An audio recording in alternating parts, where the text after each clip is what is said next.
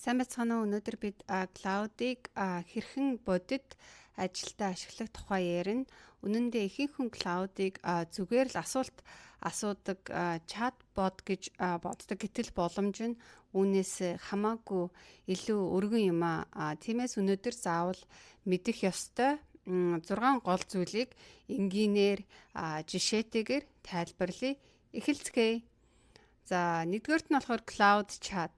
Хамгийн түрүүнд cloud chat энэ бол хамгийн энгийн, хамгийн түгээмэл арга нь.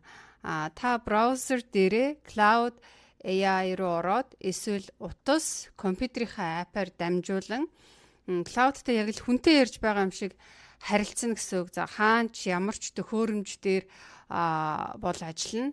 Жишээ нь та маркетингийн төлөвлөгөө гаргаж өгөөч гэж бичгээд cloud танаас ямар бизнес, ямар сувг вэ гэж тодруулаад шууд контентын санаа, постын текст, цаг, хуваарийг боловсруулж эхэлнэ гэсэн үг.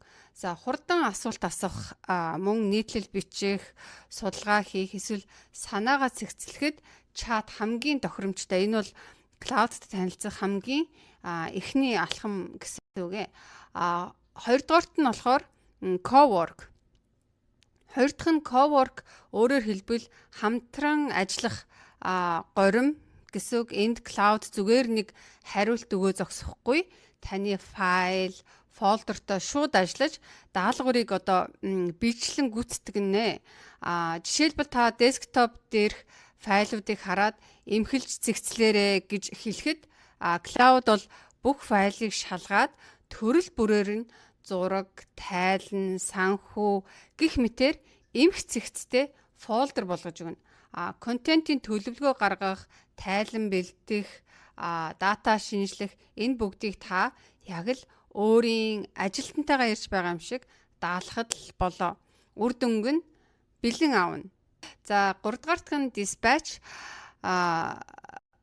Dispatch буюу даатахад орхих горим гэсэн үг. Энэ нь болохоор маш хүчтэй. Та даалгавраа нэг удаа тохируулаад cloud-д даатгачаад цаана нь автоматар ажиллуулна гэсэн үг. Өглөө бүр эсвэл цаг тутамдаа. Жишээ нь өглөө 7 цагт чухал мэдээний тоовч тойм бэлдэх, эсвэл 9 цагт имэйлээ хураангуулах, даваа гараг бүр 7 хоногийн тайлан гарах гэх мэт.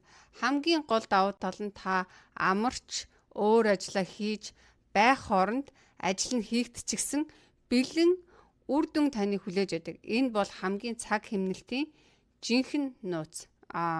Дөрөвдүгээрт нь болохоор cloud code.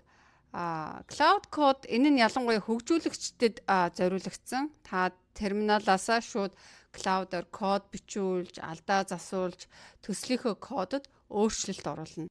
Жишээ нь энэ функцийн алдааг засаараа гэхэд cloud таны файлуудыг уншиж, алдааг олж, зассан кодоо бичээд тестэ хүртэл ажилуулж шалгаж өгнө.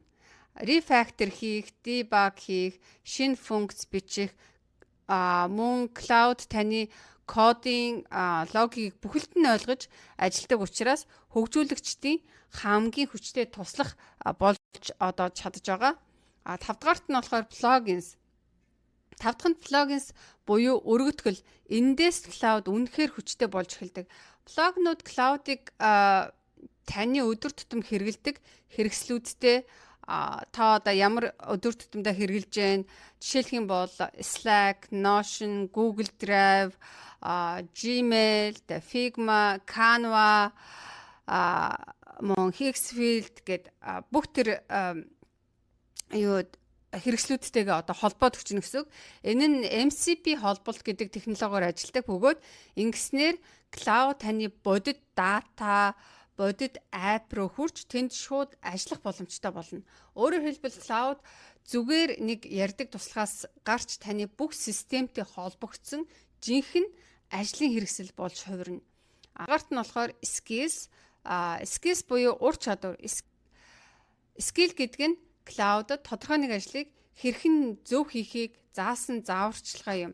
Жишээ нь PowerPoint слайд бэлдэх, Excel дээр тооцоо хийж график гаргах, таны брендийн өнгө аясаар бичих, эсвэл PDF баримт боловсруулах эдгээр нь тус бүр өөрийн скиллтэй хамгийн гоё нэг удаа зааж өгсөний дараа клауд тухайн ажлыг дандаа мэрэгжлийн төвшөнд ижил чанартайгаар давтаж хийж чаддаг. Сүүлийн 2 зүйл буюу plugins, skills нь эхний 4 аргыг олон дахин хүчтэй болгодог гэдгийг санаарай. Тэгэхээр товчхондоо чат хаанаас ч асуу, Cowork файлтайгаа ажиллавал, Dispatch даатгаад орхи, код терминал дээр код бичвэл, plugins аппудаа холб, skills ур чадвар нэм. Бүгдийг нэг өдөрт сурах та ямар ч шаардлагагүй. Аль нэгийг нь сонгоод эхэлчихвэл та ихэнх хүнээс нэг алхмал төрүүлнэ гэсэн. Хэрв энэ видео тус болсон бол subscribe дараарай. Дараагийн дугаард бүтээгдэхүүн тус бүрийн дэлгэрэнгүй walkthrough бэлдэж байгаа. Дараагийн видеон дээр уулзцгаая. Хамтдаа бүтээж, хамтдаа хөгжиж. Баярлалаа.